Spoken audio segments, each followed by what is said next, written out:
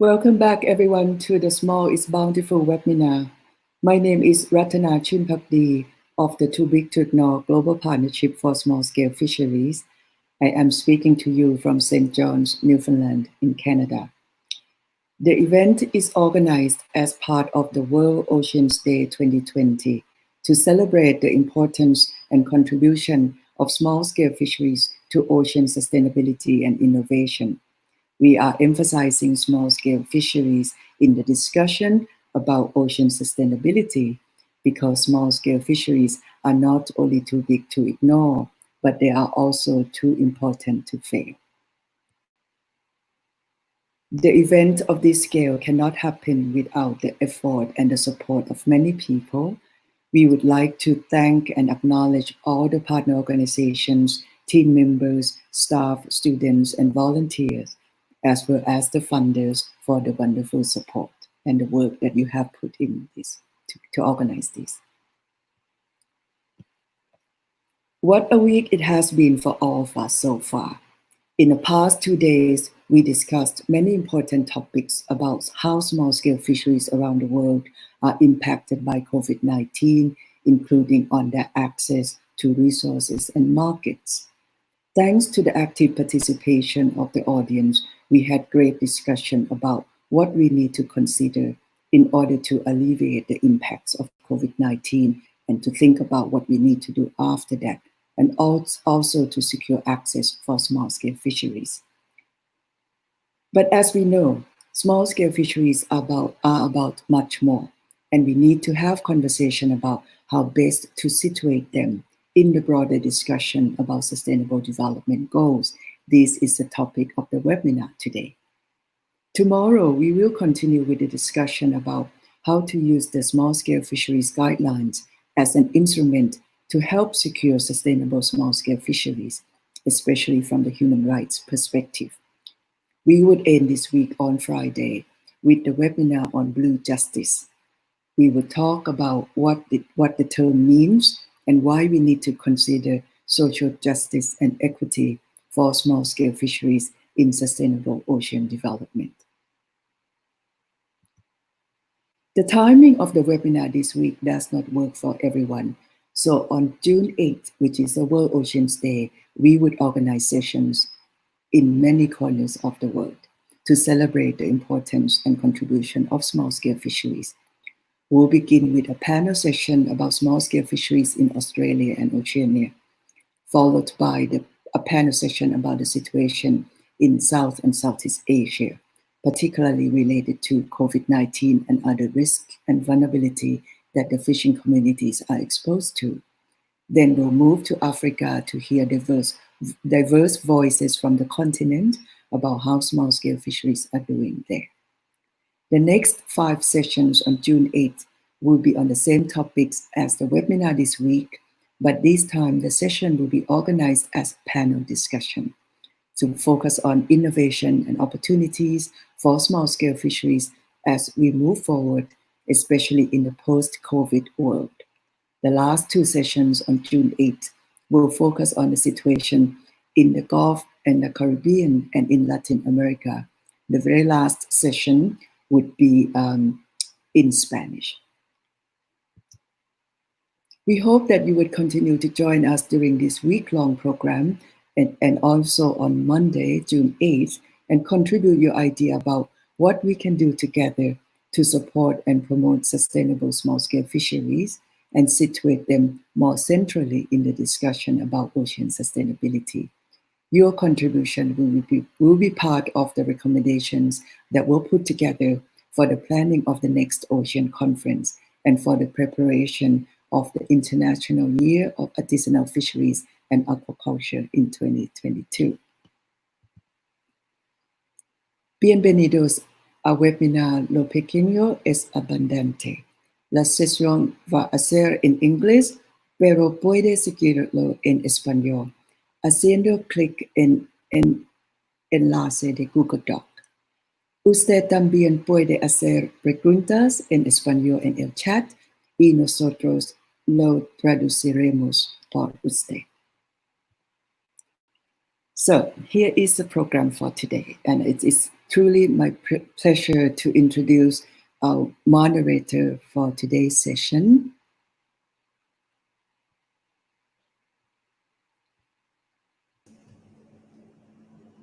Welcome, Pip, to the session.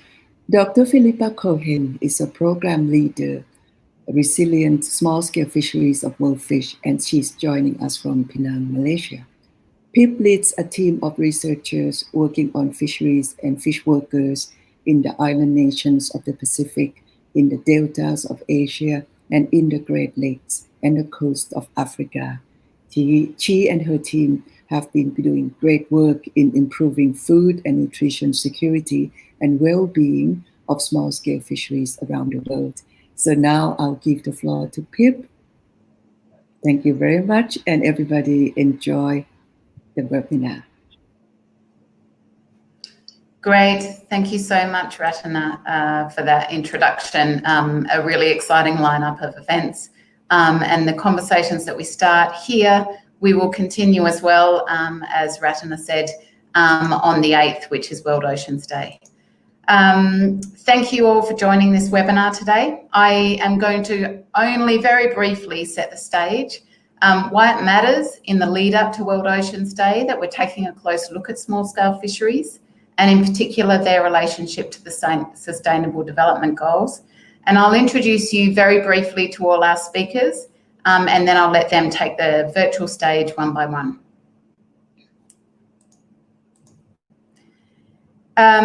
So research from World Fish and from the United Nations Food and Agriculture Organization, or FAO as we know it, and research that's currently being updated and refined, showed us 8 years ago now just how many people's lives were intertwined with and reliant on small-scale fisheries. They estimated that 120 million people worldwide were involved in capture fisheries. 90% of these people are involved in small-scale capture fisheries. And whilst often overlooked, this study shone a light on the fact that half of these people are women working in and around small-scale fisheries. It's these fisheries, these small-scale fisheries, that feed people and continue to feed people, even in areas where formal markets function or don't function well. So 90% of landings from small-scale capture fisheries are headed for local human consumption. Despite the challenges that small-scale fisheries face, they continue to deliver food and nutrition security benefits. And projections that through modelling suggest that in many regions they'll continue to provide those food and nutrition security benefits for many decades to come. On the verge of World Oceans Day, I think it's very important to recognise that small-scale fishers actually employ more women and men than all other ocean economic sectors combined. So in the lead up to World Oceans Day, in discussions about ocean futures, in discussions about the blue economy, it's considerations for and representations by small-scale fishers that are incredibly important in charting this course towards desired futures. The Sustainable Development Goals are one of those holistic visions of a desirable future. The Secretary General of the United Nations at the time of the SDG formulation and acceptance, Ban Ki-moon, said the vision was a world where people can escape poverty and enjoy decent work without harming the Earth's essential ecosystems and resources, where people can stay healthy and get the food and the water that they need, and where everyone can access clean energy that doesn't contribute to climate change, where women and girls are afforded equal rights and equal opportunities. The presenters who will speak today will take a close look at some of these aspects of this vision as they relate to small-scale fisheries. The experiences, for example, of climate change, small-scale fisheries as an integral part of livelihoods and cultures, the food and nutrition security provision that small-scale fisheries provide, and the gender equity and women's empowerment within and by working through small-scale fisheries. In this webinar, we frame and we look at the relation of small-scale fisheries in 3 different but incredibly interconnected ways. The first way is that millions of women and men involved in small-scale fisheries live the status of the Sustainable Development Goals every day. So the Sustainable Development Goals are an everyday lived reality, lived experience of millions of women and men that are involved in small-scale fisheries. Second, small-scale fisheries are the foundations of food security and many other Sustainable Development Goals. For example, through concepts, management, governance concepts like co-management, small-scale fishers are the stewards of ocean resources, of inland resources, of water governance. As I was saying before, despite the growth in aquaculture, capture fisheries still produce about half the world's fish. Modelled projections show that poor and marginalised women and men around the world will continue to rely on small-scale fisheries for food and livelihoods for decades to come. So this is an absolute foundation of Sustainable Development Goal 2. And this is particularly true for women and men living in sub-Saharan Africa, the mega deltas of Asia, and the small island states of the Pacific. The third framing is, I guess, more about Sustainable Development Goals and the progress and the forward movement that we can make in realising that sustainable vision and realising improvements. And it's that working with fishers and fish workers provides a pathway to achieve progress towards Sustainable Development Goals. So now I want to introduce you to our presenters, and we promise to take you virtually across the oceans in this webinar.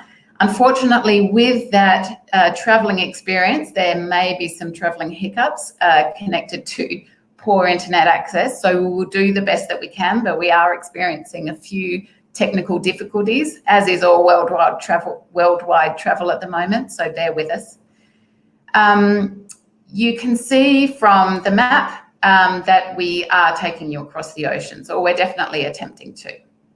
Let me introduce you to Gerald Singh. Gerald is sitting in Canada. He's at Memorial University. He works with the Nereus program, and his research takes on this really holistic vision that Sustainable Development Goals provide. So he uses research to understand how SDGs are connected to each other and where progress on one goal can potentially dampen or amplify the achievement of others. And he's committed to doing this research to drive improvements in fisheries and development policy. Take you to the other side of the Pacific to introduce you to Mele Tauti. Mele is a Pacific Island fisheries professional. She's got particular experience and passion for small island developing states. She's sitting right now on one of the smallest measured by land nations in the world, and she's from another nation, Tonga. But both of these small island developing states also frame themselves as large ocean states, so have incredibly rich and very expansive ocean areas. And let me introduce you to Margaret Nakato, who is the Executive Director of the World Forum of Fish Harvesters and Fish Workers. And for almost 20 years, Margaret has been a passionate voice of women, fishers and fish workers in the visions and the realities of development. We are missing one of our speakers, but we hope he will join. If he doesn't, we will find a way to connect you to him later. But let me hand you over to Gerald, who will start his presentation now. Thanks, Gerald.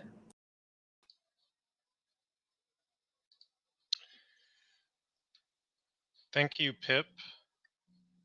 I hope you can all hear me.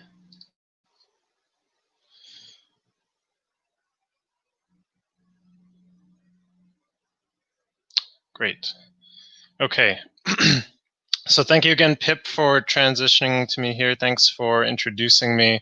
And thank you, Ratana, for helping set this up and the whole TBTI team. So as Pip was saying, I'm going to talk about small-scale fisheries in the broader Sustainable Development Goals. So first, an introduction, I guess, a bit more of a deep dive into the Sustainable Development Goals. So they're also called the 2030 Agenda for Sustainable Development. And these goals were fully established in 2015. And maybe, in my view, one of the most kind of incredible feats of international diplomacy and policy setting. And so it encompasses these 17 different goals, everything from wanting to eliminate poverty, eliminating hunger, bringing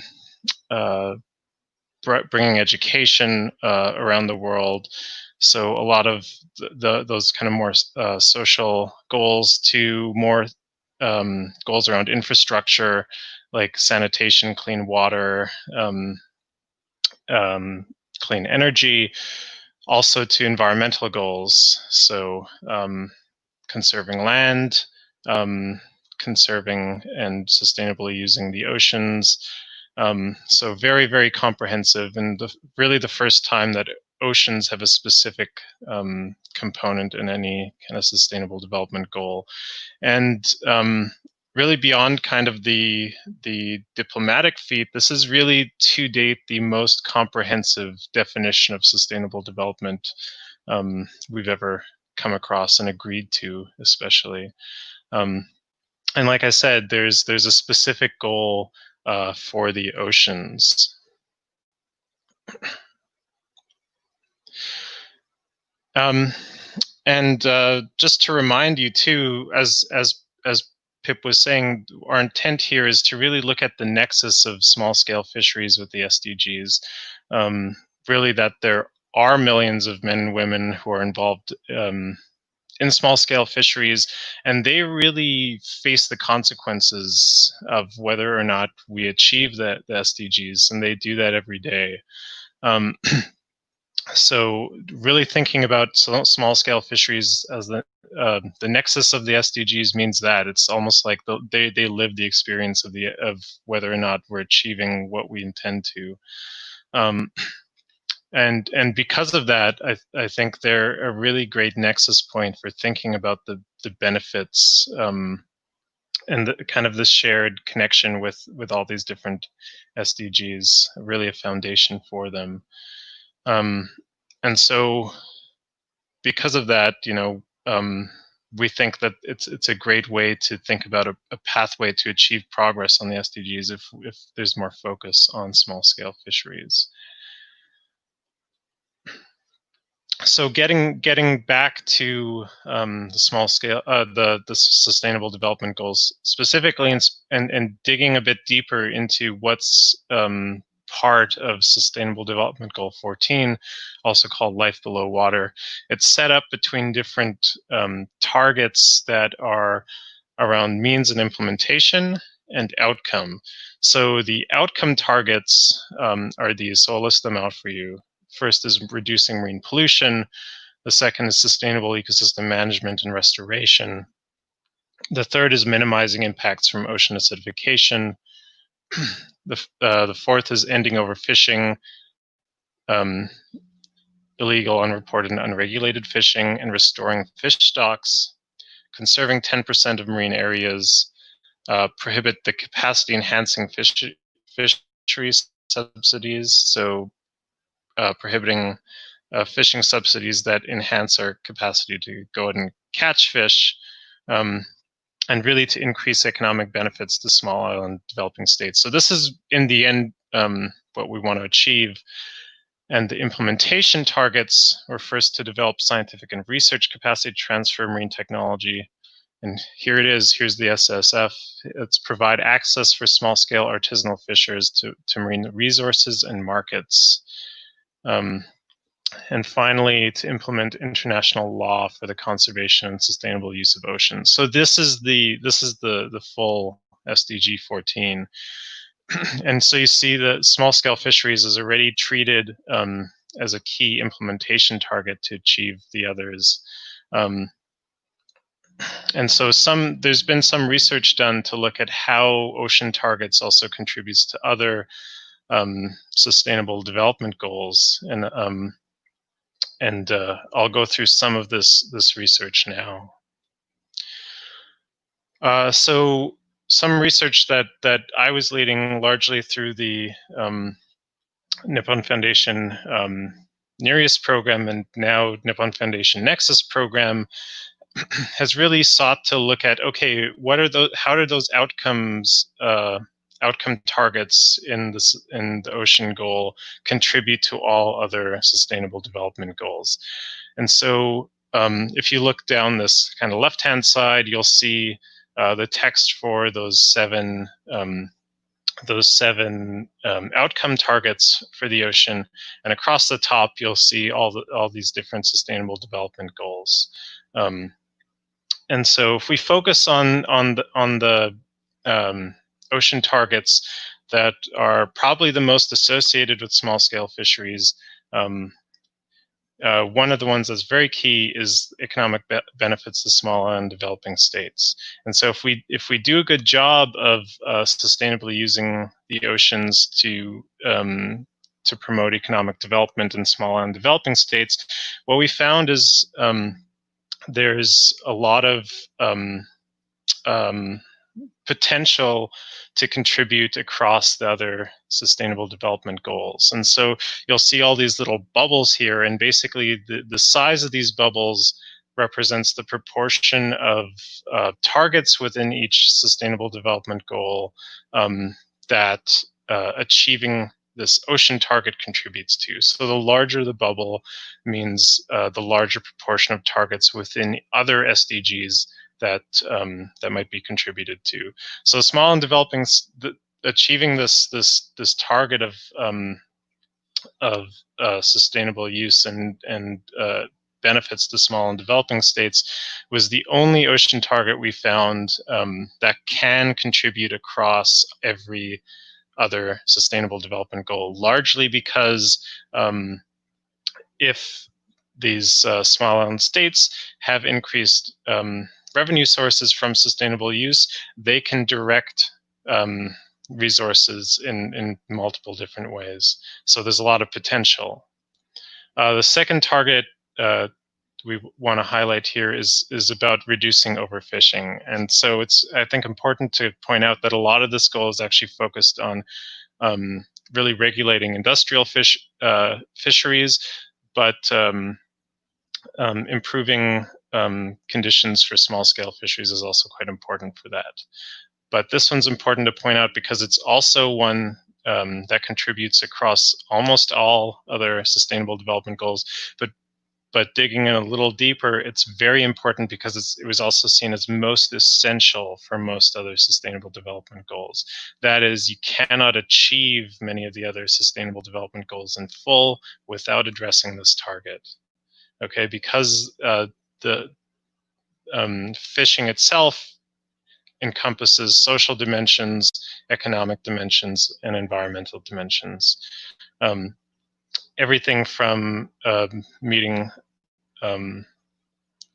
targets on hunger, poverty, and even things like labor conditions. There's a lot of, there is some forced labor in fisheries, and so addressing those points will do a lot for some of the targets on equity and peace. Okay, and the last target I'm going to specifically talk about is on marine protected areas, mostly because marine protected areas are often touted or often looked at as a key tool for sustainable ocean use, but we found relative to the other two, it didn't necessarily provide as many benefits across the other SDGs, and actually we found it could lead to the most trade-offs with other sustainable development goals, largely because if marine protected areas are implemented in a way that's not really taking the local community into account, it can do a lot to actually limit access to needed resources and limit the kind of political inclusion and decision making that local people have over resources. So marine protected areas are one that need to be handled quite delicately. And especially in communities where there are small-scale fisheries, we don't want to have them in and restrict people from their livelihoods. Okay, so we also did it for the other ocean targets, and you can see the full picture here. And so with this full picture, you can see which sustainable development goals actually seem to benefit the most from achieving these ocean targets. And you can really see that some of the goals, like eliminating hunger, really benefits from us doing a good job with the oceans. Ending poverty as well. And there'll be a talk later on specifically addressing hunger.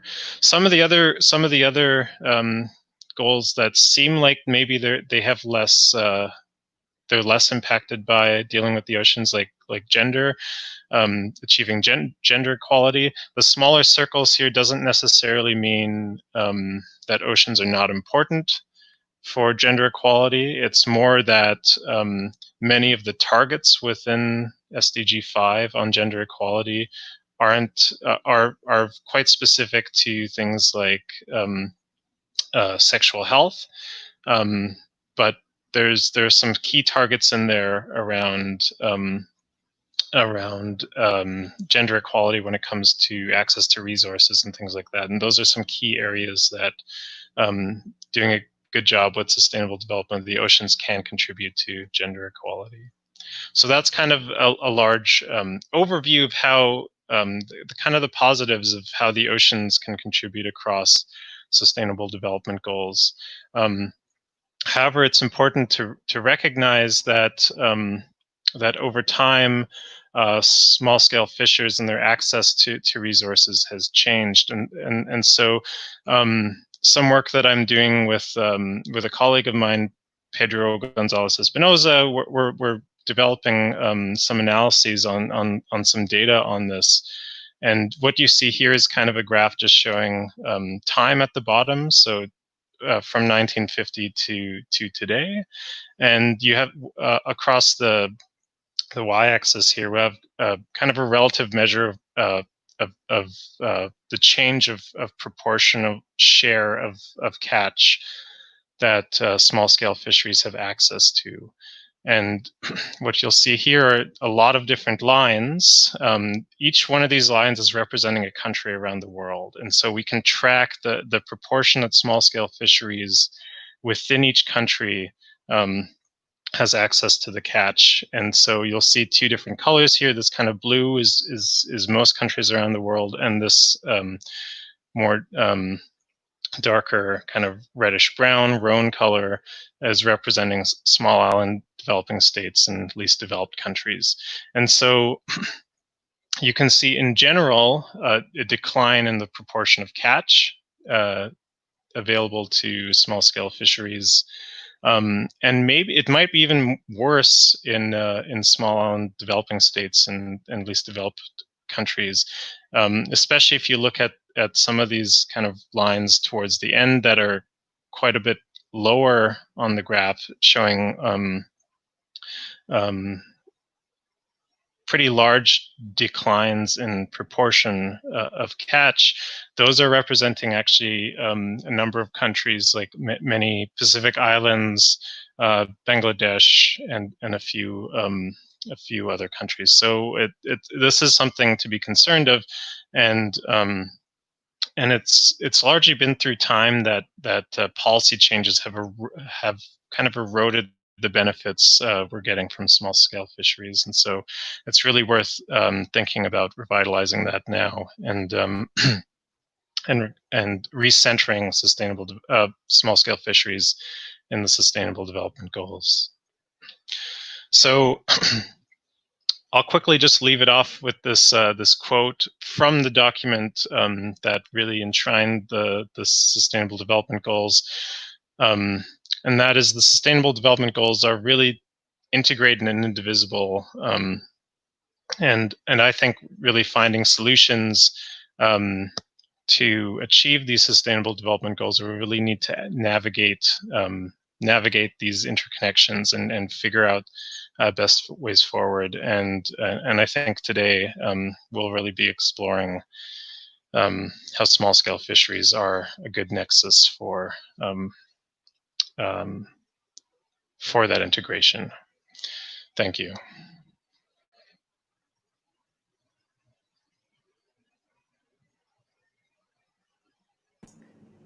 Thanks, Gerald, so much for that presentation.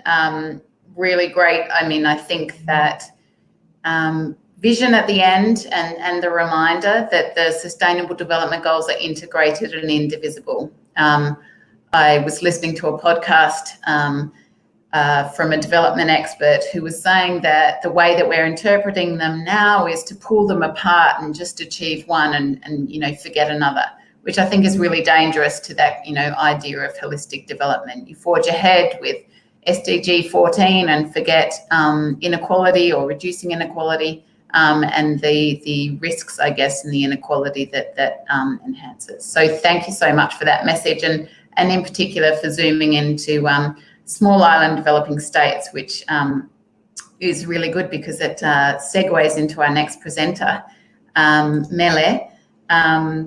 Thank you for taking over here. Thanks. Okay, thank you. And hello, everyone. My talk focuses on small-scale fisheries in the context of small island developing states, or SIDS, sharing some of the key vulnerabilities and challenges that we face, particularly in spite of climate change, and importantly, highlighting some of the huge potential that small-scale fisheries and SIDS can support progressing the achievement of the SDGs. And so just to briefly first introduce SIDS, for those who are not familiar, but they're basically 38 states across the world, and largely three main groups: the Caribbean, the Atlantic, Indian Ocean, Mediterranean and South China Sea group, and then, of course, the Pacific. This map illustrates a key feature of SIDS, which is obviously we're surrounded by oceans and compared to very small land area. And so we may be called small island nations, but we are indeed large oceanic states. And so I'll be broadly sharing some of the perspectives from the Pacific, where I'm from, in this talk.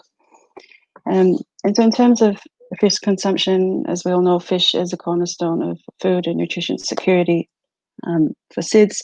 Many SIDS have exceptionally high fish consumption rates at over 50 kg per capita per year, compared to global averages, which is at 42 kg per capita per year. And as shown in the table, Pacific Islanders eat a lot more fish than anywhere else in the world. And it's particularly even more in the outer islands of the Pacific Islands. And just to illustrate the different island types, the low-lying could be atolls surrounded by large ocean areas.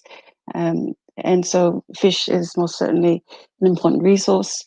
Almost 30% of people in SIDS live in areas that are 5 meters or less above sea level. And this makes us extremely vulnerable to climate change. There are, of course, higher islands in some countries, but we often do find communities living more by or near the coast. And so with small-scale fisheries and SIDS, what does it mean to us? That they obviously provide a wide range of benefits, including food, nutrition, income, livelihood opportunities, and even local traditions and cultures. And this is a very critical sector for realizing SDGs. Up to 50% of households in the Pacific depend on small-scale fisheries for primary or secondary income. And so fishing communities and SIDS are not only just resource users, but they're either traditional owners of their fishing areas, or they've been empowered through legal or national policies to enable them to actively manage their fishing resources. And so the success of community-based fisheries management programs in the Pacific, for example, including appropriate policies and legal frameworks in place, thus far continues to play a critical role in ensuring sustainable small-scale fisheries and livelihoods.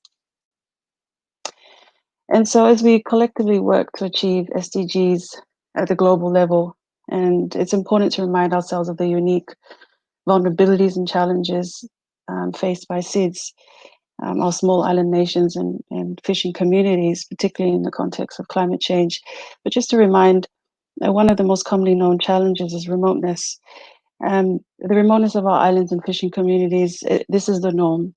And while remoteness can be positive in some ways, the reality is often having to travel long distances to find fish, to catch fish, and to sell their fish, which is obviously not only costly, but also risky. And so it's important to keep this in mind when it comes to adaptation to climate change and other related disasters. And climate change is undoubtedly a major issue in SIDS. Despite our low carbon emissions, our small island nations have and continue to face devastating impacts of climate change. We now see more severe and frequent tropical cyclones in the Pacific. For example, just 2 months ago, a Category 5 tropical cyclone hit 4 Pacific countries, severely affecting livelihoods of those of small-scale fisheries as well, destroying, damaging homes, fisheries assets such as fishing gear, the fishing boats, landing sites, and community fishery centers. And so providing any form of assistance to these remote communities following disasters can also be quite difficult and also takes time and costly. Major flooding events associated with more severe and frequent cyclones, changing rainfall patterns, they all damage coastal fishing areas, tend to force fishers to move further out. In Samoa, for example, there's been observations of outbreaks of coral-eating crown-of-thorn starfish on reefs following major cyclones and flooding events.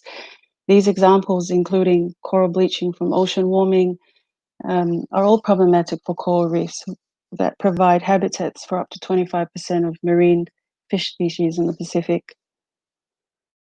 Vulnerability studies report that coral reefs and other important habitats are expected to affect ecosystems and overall reduce reef fish productivity. And so those, along with changes in ocean currents and availability of fish, it'll only make it more difficult for our small-scale fishers who traditionally live off the sea. COVID-19 is not just adding to existing shocks facing our small island nations, compounding the impacts of climate change on top of already fragile livelihoods, fishing areas, and economies.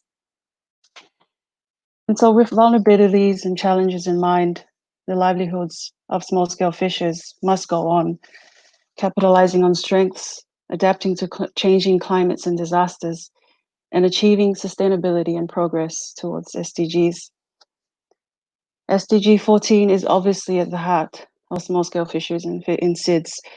The conservation and sustainable use of our marine resources is in the best interest of our small-scale fishers as a livelihood source, which also addresses good health and well-being.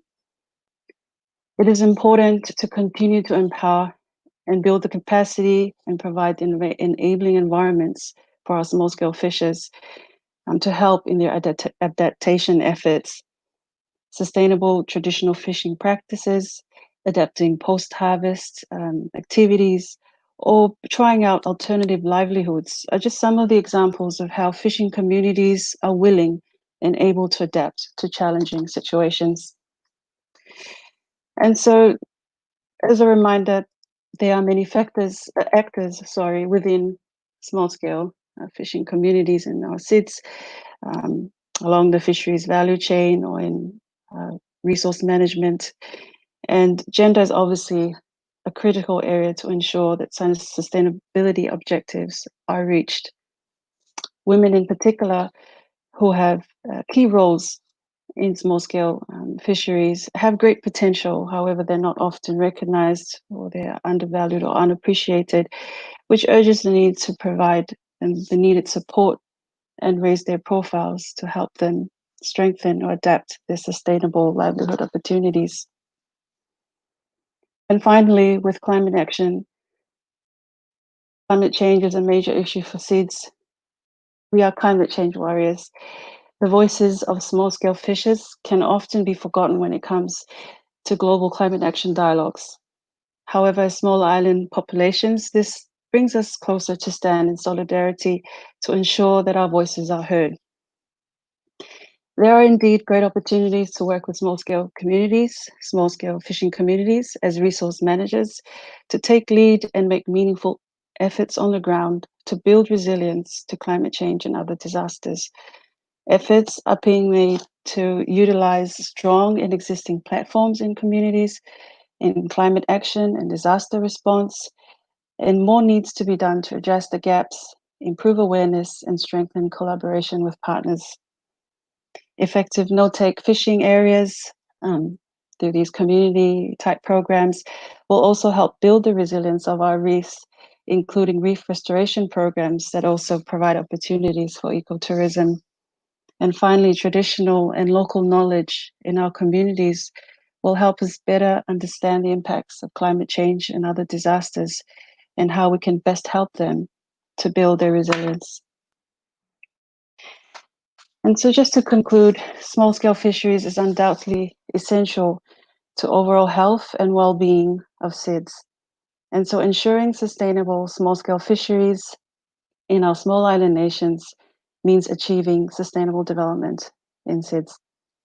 So therefore, we must continue to work closely with our small-scale fishers to ensure that their realities, their concerns, and their voices are heard and addressed. Thank you.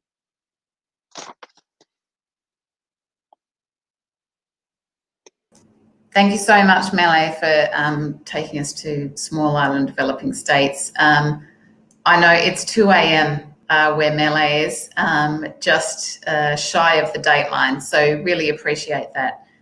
Thanks so much, and please use the chat box if you have any questions for Mele, and we'll get the speakers to join us shortly. But let me introduce you to our next speaker, who is Margaret Nakato. And Margaret is going to speak to us about Sustainable Development Goal 5, bringing that to the forefront of the discussions around gender equality within small-scale fisheries. Margaret, can you turn your camera back on? Thanks. I'll add you. Great.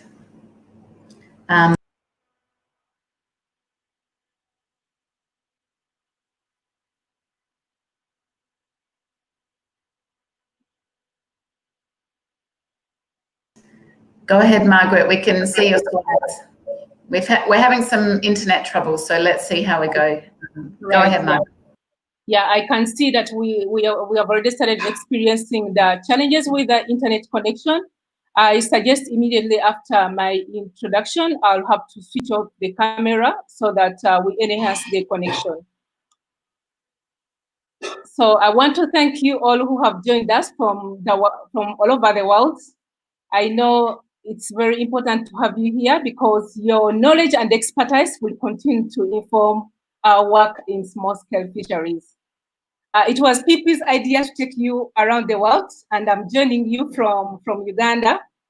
And I'll be speaking on the Sustainable Development Goal 5 on small-scale fisheries and with other sustainable development goals. We all know, even from other previous presenters, that small-scale fisheries has a huge potential to support progress towards achievement of the SDGs. The wide range of benefits from small-scale fisheries, including food, income, nutrition, sustaining livelihoods, and resource makes it critical for the sector to realize our sustainable development goals.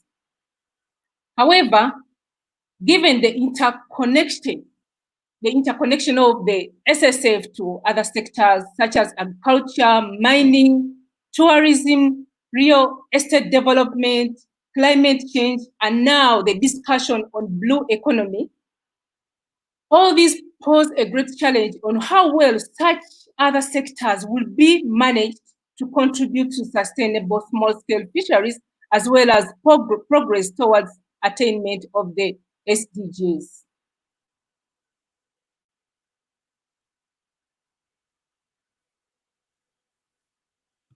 Although fishing communities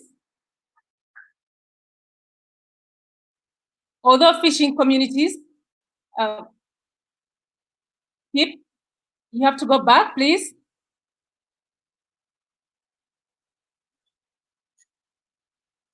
Yes. Although fishing communities are often left out of the decision-making process at local, regional, national levels, of course with devastating impact on their livelihood, it is women who are more vulnerable and excluded in a sector that is complex and fragile. The vision of the new SDGs, to leave no one behind, and SDG 5, with women empowerment at the core of the goal, presents an opportunity to take steps towards gender equality in small-scale fisheries, recognizing that rural women are critical to the success of almost all the SDGs. Pip, next. In fisheries where 47% of fish workers worldwide are women, with 90% in developing countries, and perform up to 90% of the processing activities. Failure for us to make progress on SDG 5 in small-scale fisheries presents threats towards attainment of other SDGs, with the exclusion of those overlooked and marginalized in the fisheries sector. Next, Pip.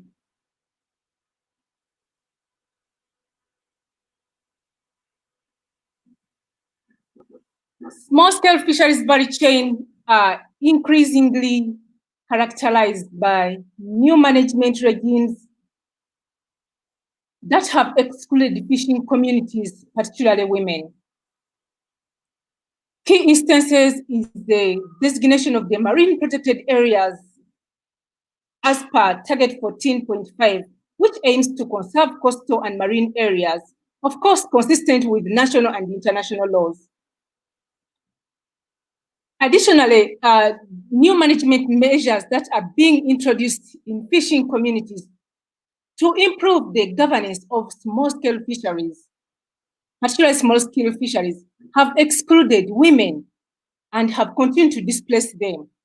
This loss of tenure for rights and fisheries resources for women has a significant impact on household food security, nutrition, as well as income, and with serious implications on SDG 1, which is no poverty, and SDG 2, zero hunger. Pip, next.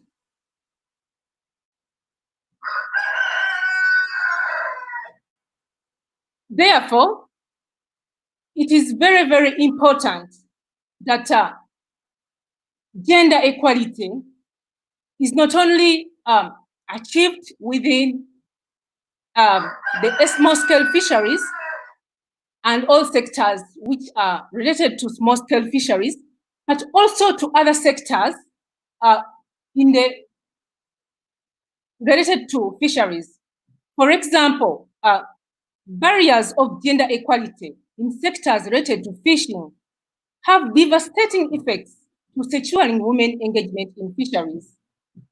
Gender equality in education has resulted into fisheries communities and the activity itself being characterized by women who are illiterate, financially, or even able to read and write, which hampers their capacity to engage in fisheries as a business, as well as to improve their engagement in the governance of fisheries because they cannot be able to read. This, of course, has a direct impact on poverty reduction, which is SDG 1. Inequality on clean water and sanitation, Goal 6, has resulted into women working under deplorable situations, particularly in the developing countries, where we know women are working in poor conditions, processing fish, where they lack water and adequate sanitation. This has an impact on the quality of fish. It results into loss of fish, of course, with devastating impact on Goal 1 and Goal 2. Inequality on access to affordable and clean energy at the time when the world is grappling with the effects of climate change. These have pushed women at the periphery of the sector and actually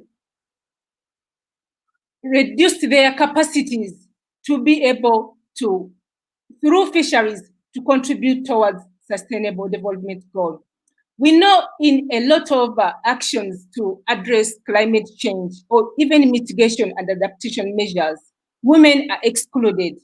And in such situations or circumstances where this happens, with the exclusion of the women in the management of or taking decisions, we find that they are being moved from areas where they would be able to continue to engage in fisheries, a sector that they depend on for their livelihoods, and thus displacing them. Whereas access to land, we know mainly in the developing countries, there is an increasing demand for land near the water bodies. And with the women exclusion in the governance of land, women have been displaced and excluded from the fishery sector with loss of land for landing and processing their fish.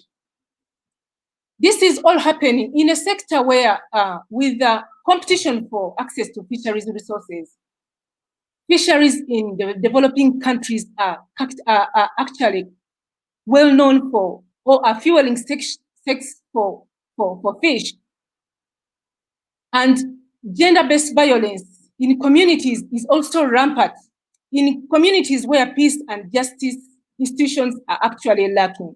So you can see that the gender inequalities in other sectors or in other SDGs are actually hampering progress of women to contribute to sustainable development goals through fisheries. Pip, next.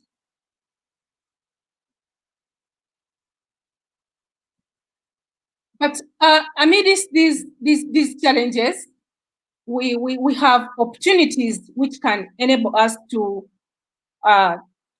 take forward practical steps to support fisher communities, particularly women, having their voice heard and get a seat at the policy table and are presented. And these opportunities are presented with the implementation of the SSF guidelines, hence integrating Sustainable Development Goal 5, which is gender equality in small-scale fisheries. We all know small-scale fisheries are gendered, social, are within gendered and social cultural systems that perpetuate disparities between men and women. The SSF implementation process requires recognition and prioritizing gender needs. Such an approach requires capacity development for women and marginalized groups with attention to gender in policy, including challenging practices that are discriminatory against women. Women organization development, which is actually strengthened within the implementation of the SSF guidelines, enhances the capacity of women to identify and address those discriminatory practices.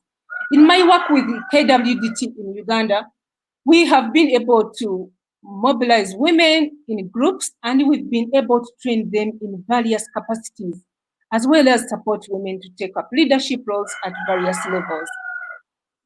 This creates a space for women to engage in decision-making, in monitoring policy implementation, as well as a space for reporting back on the impact of fisheries on policy, officials' policy on their livelihoods in their own perspective as they see that in their own situations.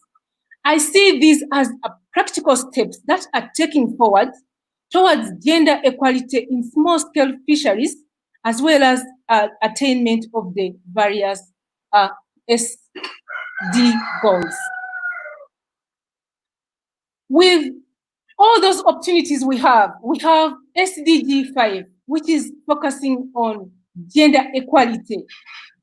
And we have the SSF guidelines where gender equality is streamlined in the entire guidelines. I think the challenge we have, or the question in front of us is, what is stopping us from streamlining and supporting women to take a central role in fisheries so that we can see fisheries contributing to achievement of all the sustainable development goals. This is a dilemma also drawing from the presentation of Gerard, is that we have challenges as we make progress towards goal number 1, poverty. We are actually hampering progress on goal number 5 or goal number 14. So it is a challenge for us, all actors. How do we bring all our efforts together and we direct our actions towards progress, towards attainment of SDGs while minimizing adverse outcomes? How do we achieve the balance to ensure that women are not displaced from traditional employment opportunities or decision-making roles, as we want to eradicate poverty, or we want to improve governance of oceans or water bodies? We need to find ways of how we know that we have achieved this balance, and how we will know that this is the time, that this time it is enough. I see these as challenges as ahead of us, and they need to be addressed so as to ensure that actually gender equality in fisheries is enhanced, so as to contribute towards, to allow small-scale fisheries to contribute towards sustained progress or attainment of all the SDGs. Thank you. Margaret, thank you so much for that incredible presentation. I am so glad the internet was sufficient to carry your voice and your message there, because I certainly couldn't have done it justice. And I think it sang really nicely to what Gerald was saying, that what happens in one SDG impacts another SDG. And just coming back to your title, that SDG 5, women's empowerment, gender equality, is integral and integrated to the attainment of any of the SDGs. So thank you so much for that presentation. We are very lucky that our final presenter has made it to join us. I will load his presentation, but Paul, so glad that you're here. I will load your presentation and then you take it away. Okay, thank you. Thank you so much, Cohen.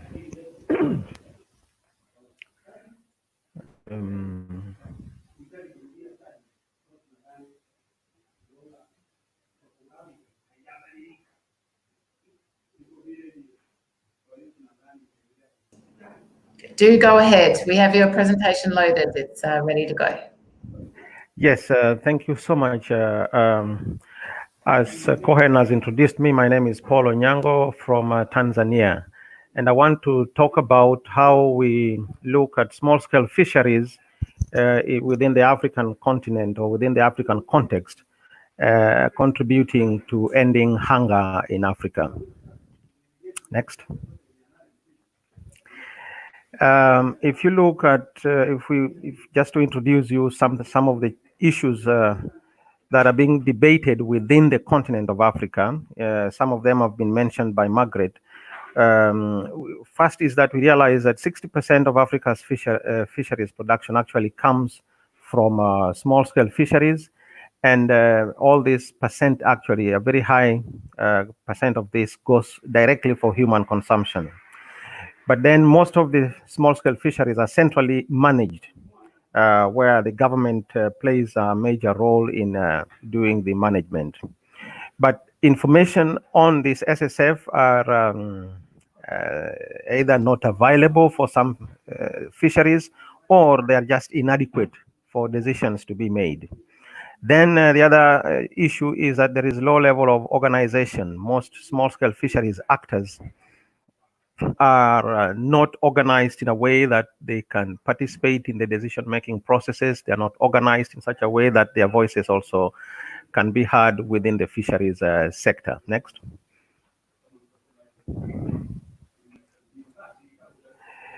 So in the current debates going on about small-scale fisheries within the continent have laid down some expectations, which if followed or if implemented, we can see some reform within the small-scale fisheries.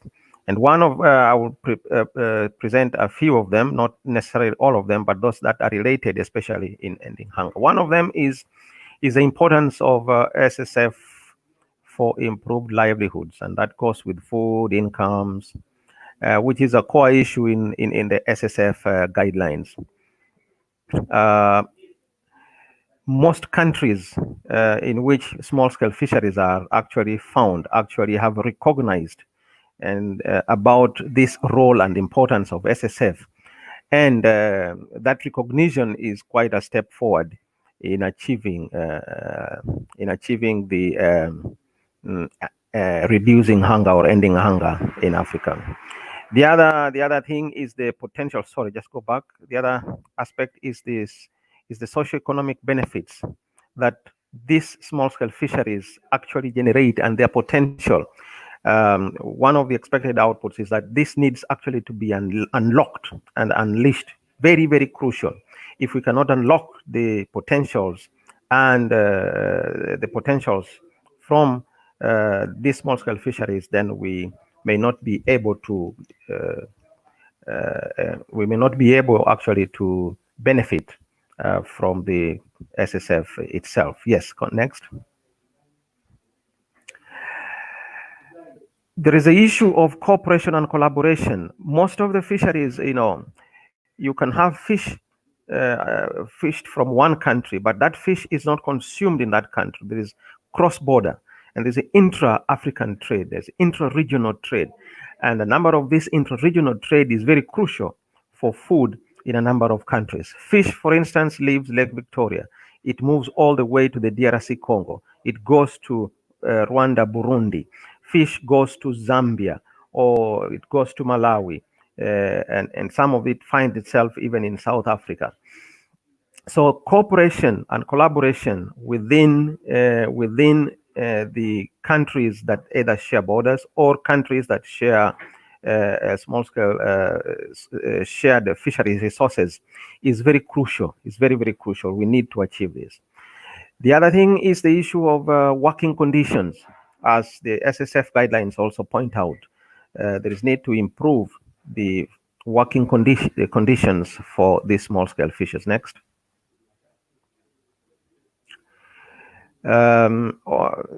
Then there is need to enable fishers to be more organized, as I said before, so that their voices can be heard. And this will also foster good governance. I think Margaret has mentioned this. And that also goes with participatory management of the fisheries needs to be strengthened, developed, and nurtured. Small-scale fishers themselves, it needs building their capacity, building their ability is something which is very, very crucial. We see some of the countries in Africa have moved quite a step far in terms of achieving this and organizing fishers into associations into fisher organizations, and then they participate in the fisheries. Their voices are actually being heard, but some are still not up to that level. The issue of tenure that has also been mentioned here is a crucial issue within the fishery systems, especially in the small-scale fishery system. The issues that needs to be addressed is how tenure can enable fishers to feel that the fish they actually get is a fish that they can use for consumption, and then some they can also sell for extras. But also access to the fishing grounds is an issue due to tenure issues. In the coastal areas where small-scale fishers, they want to access the fishing areas, then we have development activities going on around these particular areas, and they are blocked. Their ways that they used to go into access the fishing areas becomes an issue because the development activities, growth, in tourism, growth in industries, they claim tenure into those areas that they have generally put their investments. Next. So, what are some of the strategic actions that are required to reform SSF in order for us to move towards meeting the SDG 2 in this case? And some of, I will just give one or two few. One of them is to promote or support the issue of coordinate sustainable development. And this would require us to look at enabling fishing communities to be autonomous, make them more autonomous, let them have the voice, but let their voice be not interfered with or influenced by external forces that you need to do this, you need to do this. They need to be autonomous so that their ideas, when they bring it up for management, is also taken up for policy making. There is need to do periodic assessment of the contribution of SSF to various gross domestic products of these countries. This is quite important because that has enabled for those countries that have actually done some work on this area. It has enabled them to to uplift the status, to recognize the contribution of SSF within the GDP. There is also importance to promote marginalized groups. Margaret was also talking about this, women and youth, very, very crucial. A number of activities are going on. I just to give you an example, in Tanzania, there is a very strong women's association that has been formed, and they are now working towards increasing the presence and their voices within the decision-making processes, and we see this contribution becoming more stronger and stronger. So this is one area in which reforming fisheries would be very important. We know the role of women. I don't have to talk about it. We know the role that they play with regards to food, and so their participation in the small-scale fisheries is quite important. Then we need to have strategic sectoral policies within our national planning processes. And this has to focus on poverty reduction within the areas of small-scale fisheries. Next.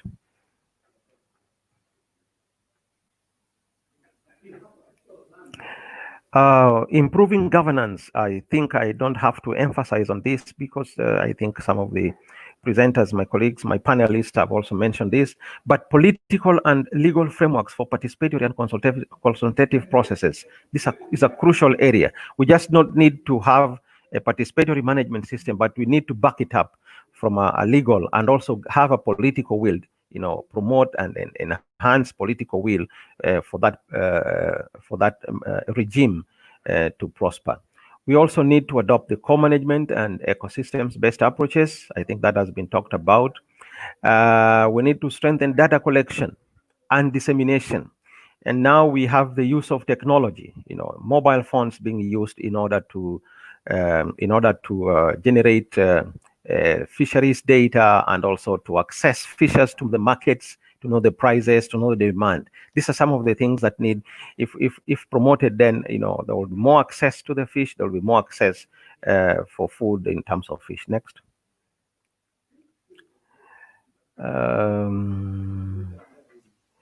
The other one is to enhance effective bilateral and regional cooperation. I think I've mentioned this because fish crosses the border. So there is need to enhance this collaboration. There is need to bring this bilateral and regional cooperation amongst and within countries. And not only that shares borders, but countries through which the fish moves all the way for consumption. Next. Yes. So what are some of the priority actions that we need to focus on? The first one, what I'm talking about, is to optimize production of SSF. And this could be in terms of ensuring that small-scale fishers have appropriate fishing technologies and gears. And also there's need to look at the stock levels. Those that stocks have been reduced, then there could be a restocking plan or a restocking regime in which, to enable the fishers to get more fish. Secondly is to look at increasing accessibility of the nutrient-rich fish. And this has to do with improving in market infrastructures. In order to not only look at the quality itself, but to look at the quantity that can be stored and then access to the to the consumption, those who consume the fish in a good state. As you see, in some cases, we have fish that are treated or handled from areas in which the markets are infrastructure is just lacking. So we need to improve market structures. Next, probably this is the last one.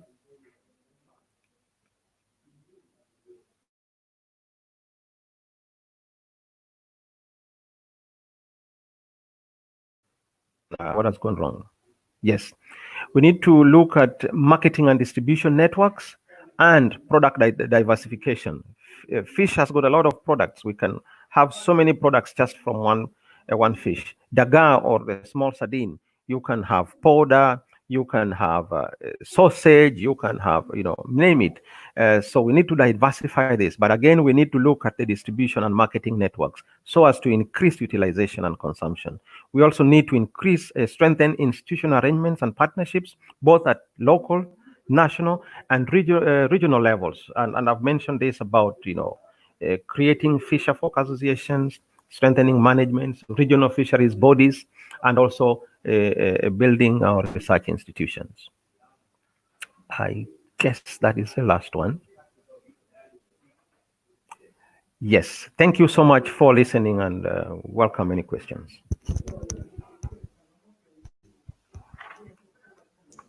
Thank you so much for that presentation, which really focused, I guess, on the opportunities that we have to improve the benefits that small-scale fisheries provide. I really love as well the attention to reducing waste and loss and ensuring that the food that is being harvested is reaching reaching the people who need it most. My dear colleague, Dr. Shakuntola Fieldstead, says that's the third way of producing, by reducing waste and loss. And I think that's really powerful. I am going to now invite all panelists up onto the virtual stage, and we will explore some of the questions that you've posted for us. Let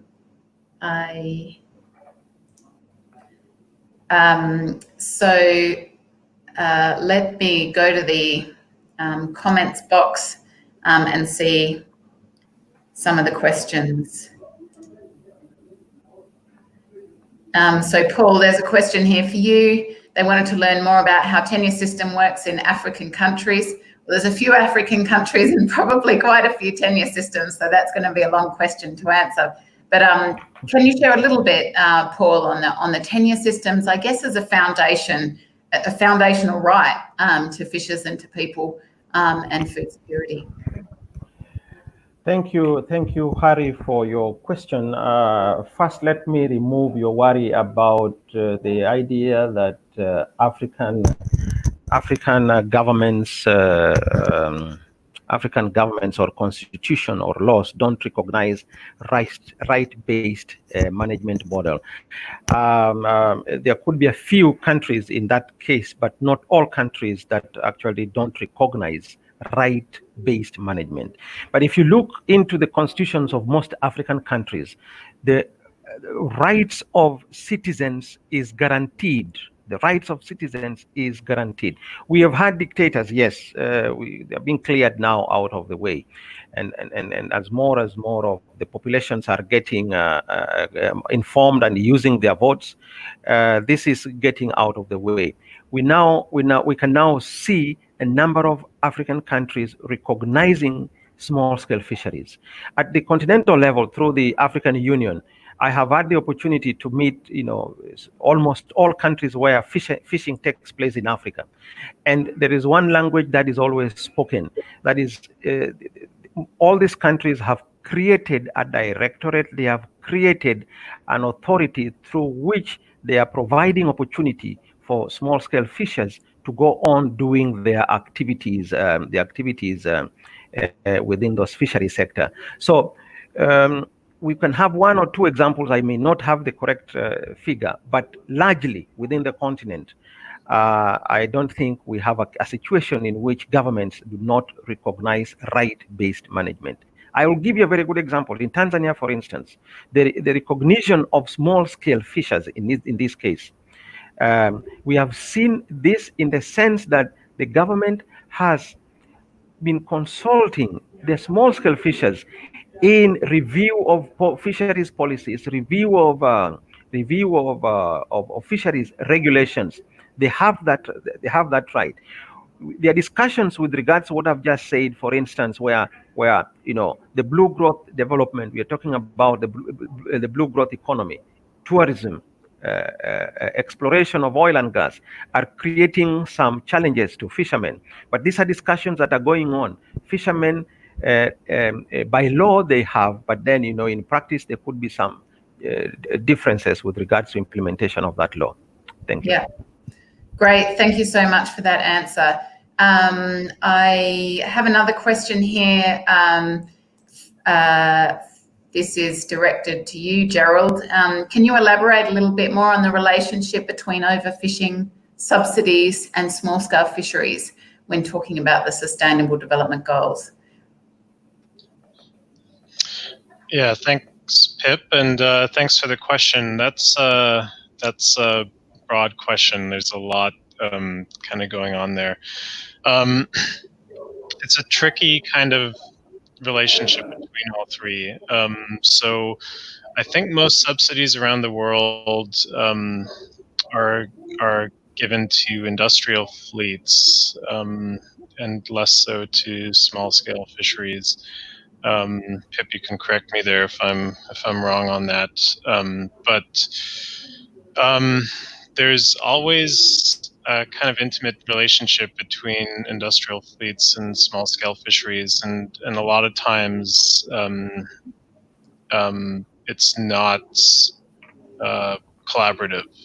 So if there are subsidies given to industrial fleets that are keeping them around where they otherwise wouldn't be, that can actually put a lot of negative pressure on small-scale fleets, limiting their access to areas, limiting their access to catch. So especially if you have a lot of like a single ship that's kind of scooping up a bunch of the fish in an area, it's instead of having a bunch of distributed small fishers that are collecting fish, you're concentrating them all in a single trawler, for example. So I guess that's a way that you can think about it. And so the issue with subsidies, especially when subsidies are actually enhancing catch in industrial fleets,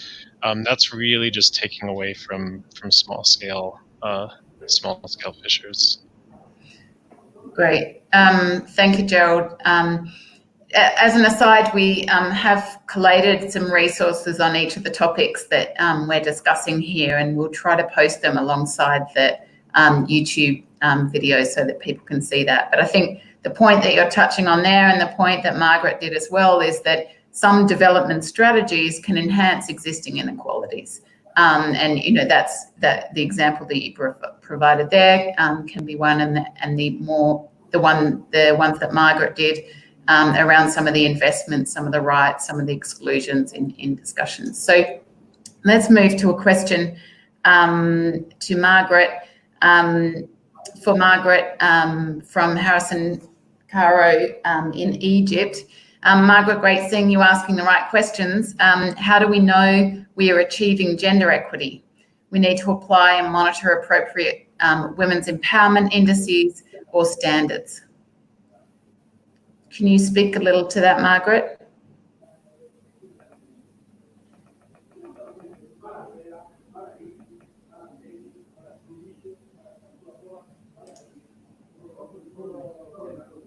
Sorry, Margaret, you're on mute. I'm just... Sorry for that.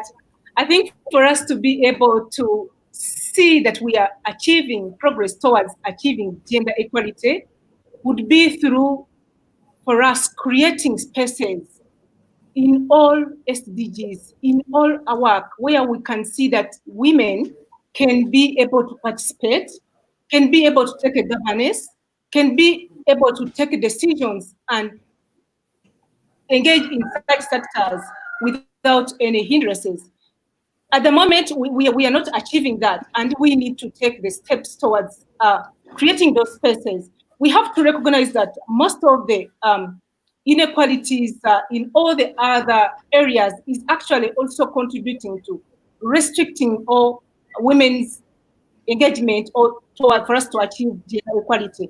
So as we work towards gender equality, it means that we have also to address other underlying causes or hindrances, like lack of education, like access to basic social services, health, water, sanitation, so that we create a space where we can see women in these positions where they can be able to contribute, to monitor, to inform policies, and take an active role in their own human development.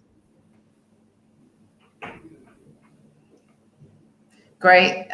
Thank you, Margaret. I was trying to find another comment that was really good as well, that was in interpreting gender as just a focus on women. And I think that has been presented by gender experts as a real risk. So there's a real difference between women's empowerment or participating women. And so still those relations, the way that women are viewed, the opportunities that they receive, the relations between men and women, the way that society views men and women, that's more the kind of gender approaches. So I think that came out really well in Margaret's presentation. There is a question here for Mele.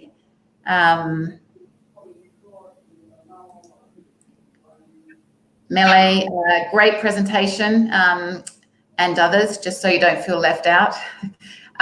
Small island developing states are crucial. What are some of the key differences within the small island developing states as we think of them as all the same? So, you know, they have some key similarities, but what are some of the key differences, I think, is the question, so that we don't oversimplify, I guess, and paint all SIDS with the same brush. What are some of the differences we might need to kind of govern for or strategize for, hear about, understand?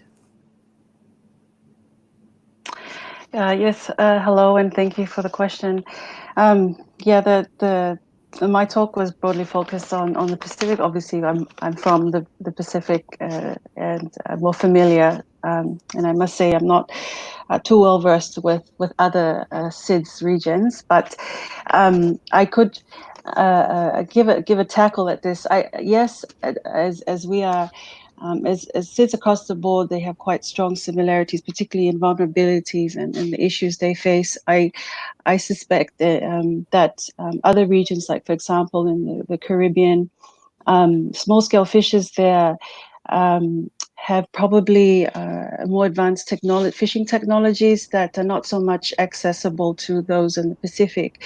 I say this because, for instance, there's sort of a fishers exchange trip from the Pacific that took small-scale fishers to the Caribbean just to see how small-scale fishers operate there, and they were amazed at the sizes of the boats, the types of fishing gears they were using, even technology on their boats, which doesn't exist in what they have back in the Pacific. And so that's probably one area that is sort of lacking more in the region, in the Pacific, and perhaps other regions may have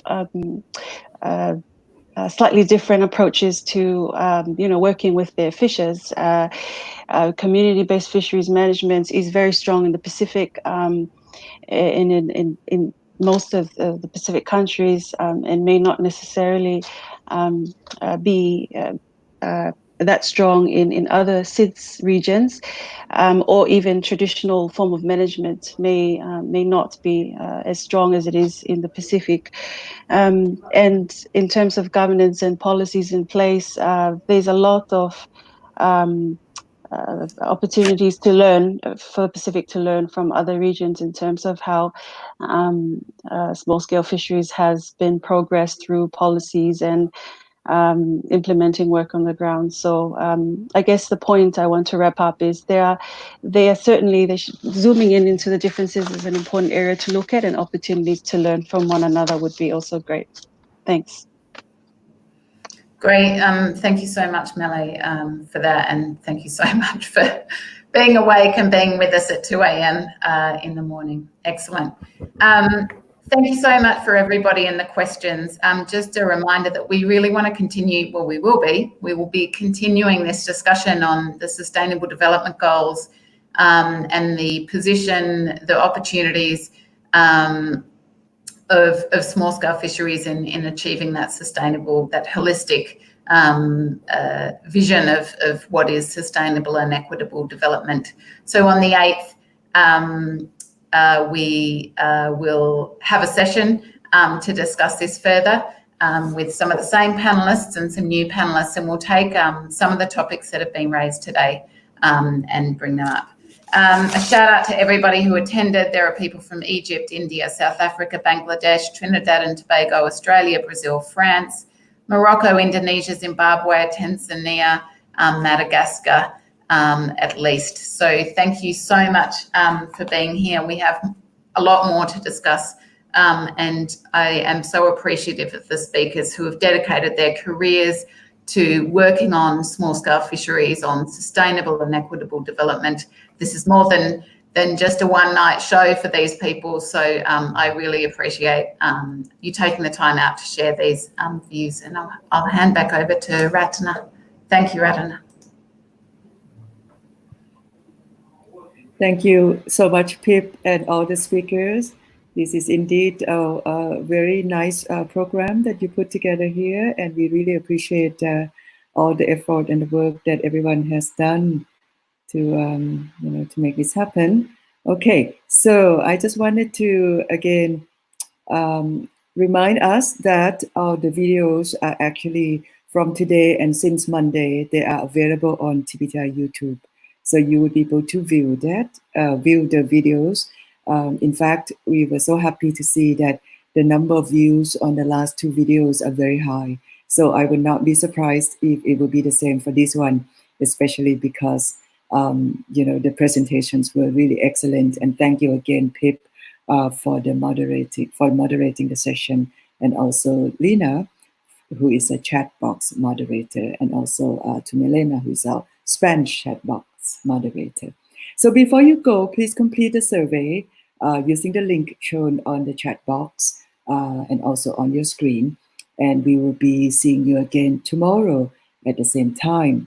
And if you visit our playlist, you will start to see that we have now built a very good list of all the relevant information about small-scale fisheries for you to see. If you go to our website, we start to put all other information, rating materials, and etc. for you also to see. So please enjoy that, and we shall see you again tomorrow at the same time.